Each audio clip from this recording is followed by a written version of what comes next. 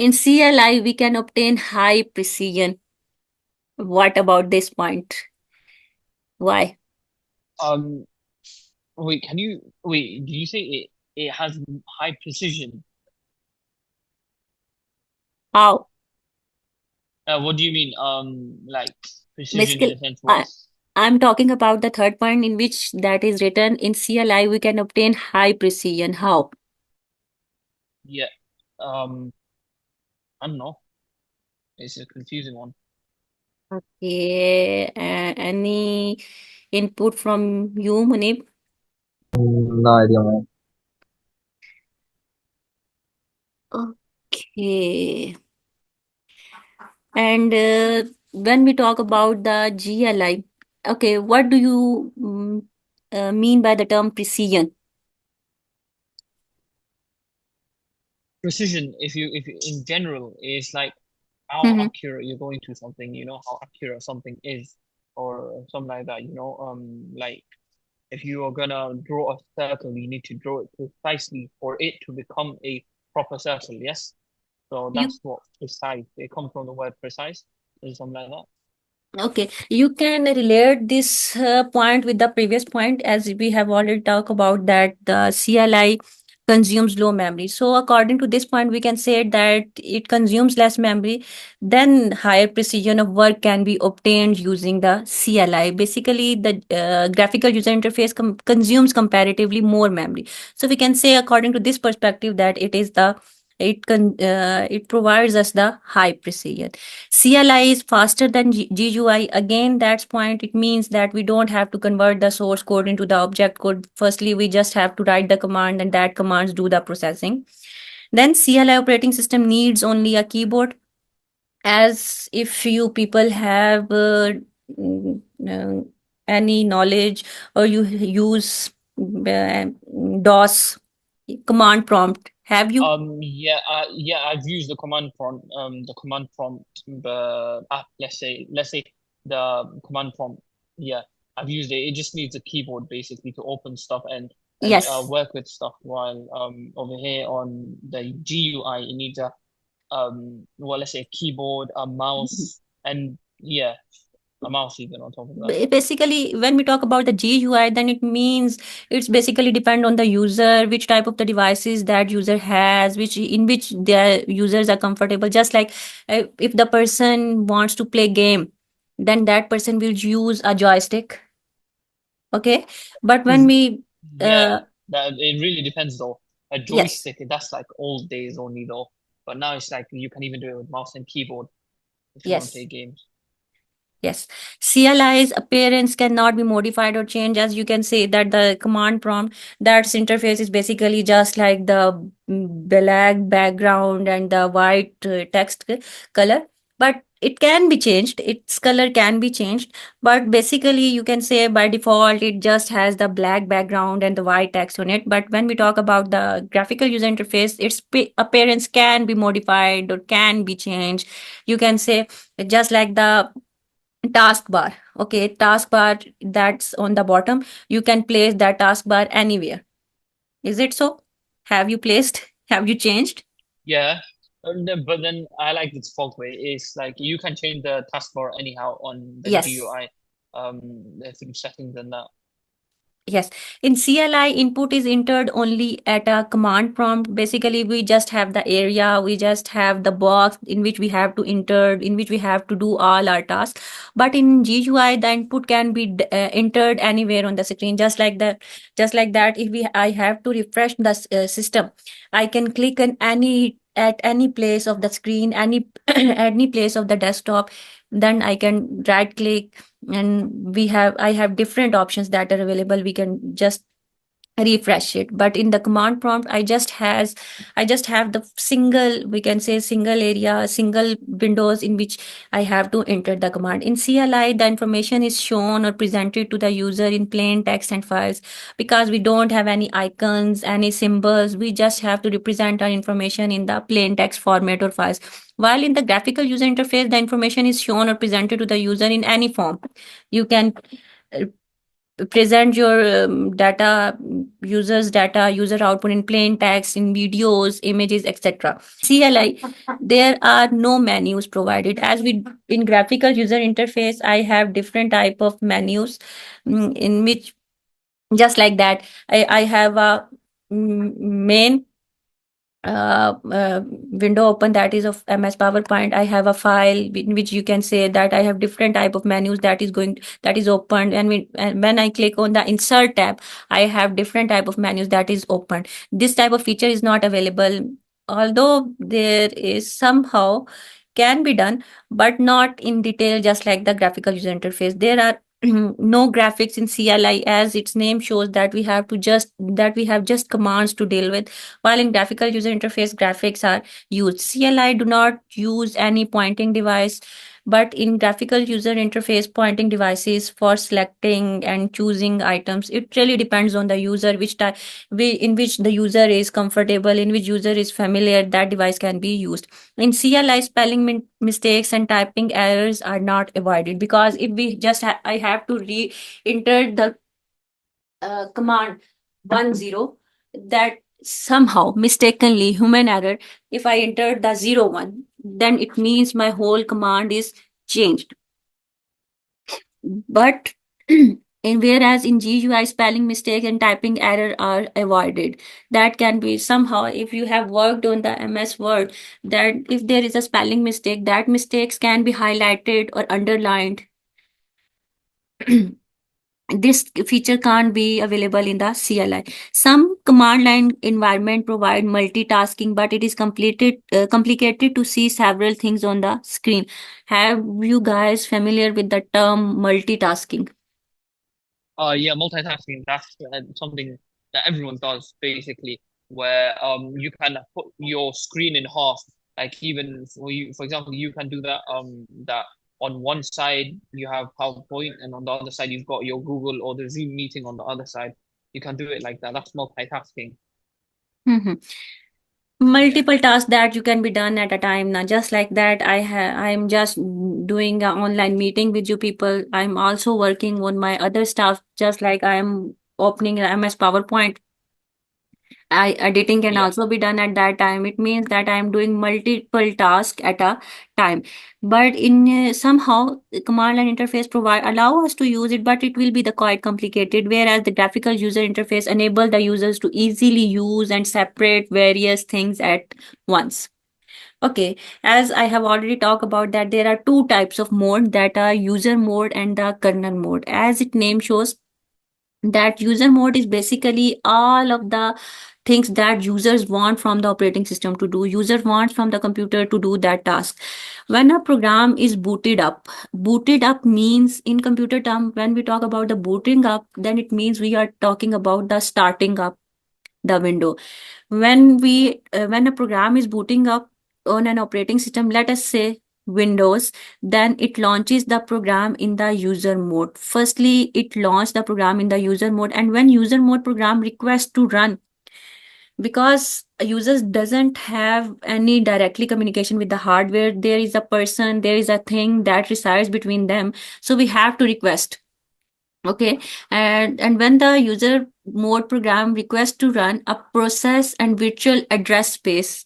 A virtual address space is basically address space for that process that will be allocated to the process, is created for it by Windows. User mode programs are less privileged than user mode applications, and are not allowed to access the system resources directly, because there is a person, you can say there is something, there is a system that resides between the user and the hardware. So user mode programs are less privileged. Okay, less Yeah. privileged than Okay. user mode applications. So they firstly have to communicate with the operating system, that further will, you can say, allow that further will communicate, further will divert or send the computer user's task. For instance, if an application under user mode want to access system resources, it will have to go through the operating system kernel. Okay, there is a, you can say, a term kernel, that is basically the main, people can say, the main part of the operating system that basically do majorly all of the activities that is done by the operating system. Okay, if we have to go through, if we user has to use some hardware devices, so it will first have to go through the operating system kernel. Okay, it can be by using system calls. As we people have, as I have to explain this is a complete topic, you can say, system calls. Basically, this can be used from switching of user mode to the kernel mode. Okay, the other mode is the kernel mode. The kernel, you can say, is the core program on which all the operating system components rely. As I have already told you that you can say kernel is the most important functions, most important program that on which all the operating system components rely. It is used to access the hardware components. It basically access all the hardware components and schedule which processes should run on the computer system. The kernel mode, that is the second mode. Basically, kernel, you can say, that is the main part of the operating system that basically do all of these main activities, all of the main activities of the operating system. Basically, kernel is a core program on which all the other operating system components rely. It is used to access the hardware components and schedule which process should run on the computer system, and and it also manages the application software and hardware interaction. Basically, there are as the Windows operating system allow us to do multitasking, so we have multiple processes that are available, and which process should be executed first, which process can use the resources of how much time, this is all can be controlled by someone. That is basically all controlled rely on the kernel mode. As it can be seen that it is used to access the hardware component and schedule which processes should run on the computer system and when, and also manage the application software and hardware interaction. When the programs running under user mode need hardware access, for example, webcam. Basically, webcam is the camera that is a hardware device. Then first it has to go through the kernel by using the system call. Basically, if we have to convert from the user mode to the kernel mode or from kernel mode to the user mode, we will have to use the system call. As user, if we are running the program, if a program is running in the user mode and we want to use some hardware device, let's suppose if I have to use the webcam for my video camera, then I have to, my user program should go to the kernel by using the system call, and to carry out these requests, the CPU switches from user mode to the kernel mode at the time of the execution. Then the user mode is switched to the kernel mode at the time of the execution. And this basically, you can say, movement from the user mode to the kernel mode can be done by the component that is a system call. It basically is a complete topic that we will be discussed further. After finally completing the execution of the process, the CPU again switch back to the user mode. And again, if we have done the meeting, if I've already used the webcam, I have using the webcam for the video call, then again, from control from the kernel mode will be switched back to the user mode. Next, we have, when we talk about the operating system, will act as an extended machine. Basically, there is a lot of the things that are running in the background. User doesn't have any information, doesn't have any interest how it's going at the end. The same goes for the programmer. Programmer doesn't need to be worried about how these processes, how these commands will be executed at the background. Let us understand how the operating system works as an extended machine. At the machine level, the structure of the computer system is complicated to program mainly for input or output. Programmers do not deal with the hardware. They only have concern about how the programming will be done. They will always mainly focus on implementing software. Therefore, a level of the abstraction is supposed to be maintained. So Programmer doesn't get worried about how things are going to be executed at the background. Operating system provides a layer of abstraction for using disks such as files. This level of abstractions allow a program to create, write, and read files without dealing with details how the hardware actually works. Basically, that's the main thing that is going to be repeated again and again, which is programmer doesn't get worried about how the hardware will act on this command. It basically has concern, programmers basically have concern only with the coding, with the programs. So the level of abstraction is the key of managing the complexity, which is also be provided by the operating system. Good abstractions turns an impossible task into two manageable tasks. The first is to define and implement the abstraction. The second is to solve the problem at hand. Operating system provides abstraction to application program in a top-down view, not a bottom-up. Secondly, operating system also act as a resource manager because we have multiple program processes that are executed. So we have all the processes needs resources. Resources mean the processes will need the hardware, will need the will need the CPU for processing, will need the RAM, will need the cache. Obviously, then which process will use how much will use the resources for how much time. This is also done by the managed by the operating system. Let us understand how the operating system work as a resource manager. Nowadays, all modern computers consist of the processors, memories, timers, network interface, printers, and so many other devices that are inside that resides on the motherboard. The operating system provides for an orderly and controlled allocation of the processors, memory, and I/O devices among various programs in the bottom-up view. Operating system allow multiple programs to be in the memory and run at the same time because it allows us the multi-programming, multitasking. So there are multiple programs that are in the memory and run at the same time. Resource management include multiplexing or sharing resources in two different ways, in time and in space. Let us understand how these two things will be managed. In time multiplex, different program take a chance of using CPU. Basically, CPU is used for the processing.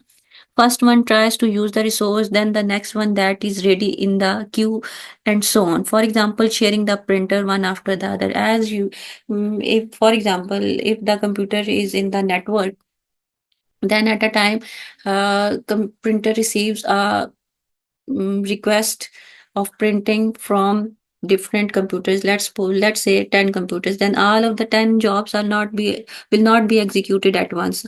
There will be a queue that will be maintained from which the jobs will be executed, printing will be done. In space multiplexing, instead of the customers taking a chance, each one gets a part of the resource. For example, main memory is divided in several running programs, so each one can resident at the same time. Okay, basically, when we talk about the functionality of the operating system, as we have already seen in the first slide, that starting up the computer, starting in computer terms, starting up the computer means we are booting. Booting can be of two types, basically, a cold boot or warm boot. Let's see what is the booting. Booting is a process of starting or restarting a computer. Cold boot means process of turning on computer after it has been powered off completely.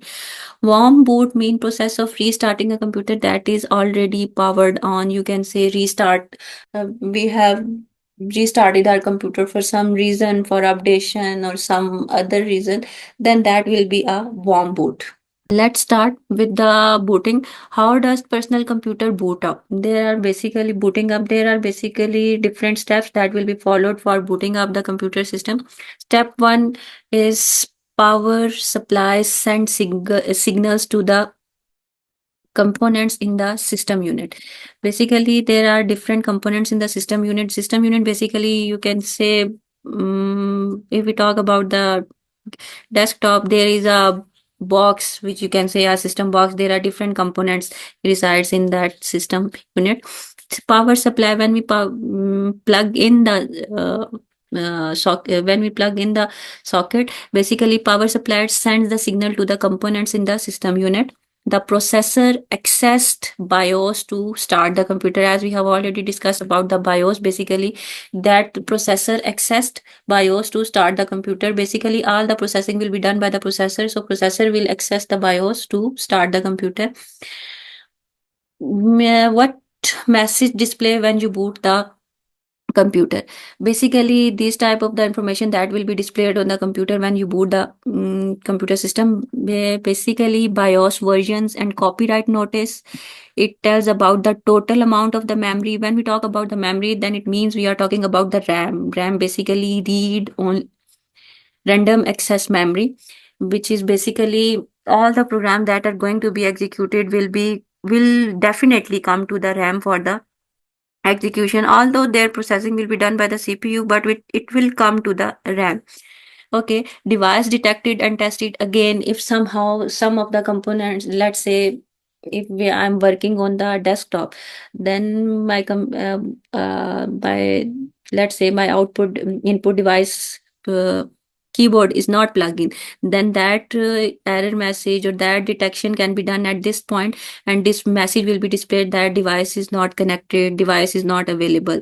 This detection or testing of devices also be done at the booting up.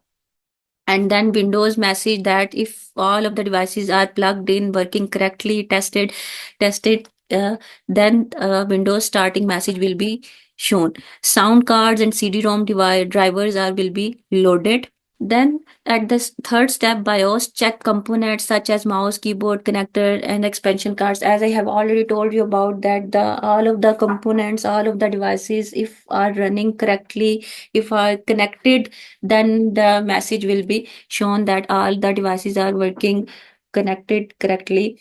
Or you can say if somehow any device is not in a working condition or missing or plug out, then that message, error message, detection message can also be shown. At fourth step, result of the post are compared to the data in CMOS chip. Basically, post mean point.